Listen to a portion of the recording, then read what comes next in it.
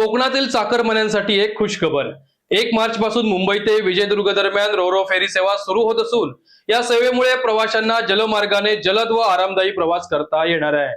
या ऐतिहासिक प्रवासाच्या पहिल्या टप्प्यात सिंधुदुर्गचे पालकमंत्री नितेश राणे स्वतः प्रवाशांसोबत M2M फेरीतून प्रवास करणार असल्याची माहिती मिळाली आहे। त्यामुळे या सेवेला विशेष महत्त्व प्राप्त झालंय। नवीन वेळापत्रकानुसार 1 मार्च रोजी सकाळी 8 वाजता मुंबई येथून फेरी सुटून दुपारी 3 वाजता विजयदुर्ग येथे पोहोचणार आहे।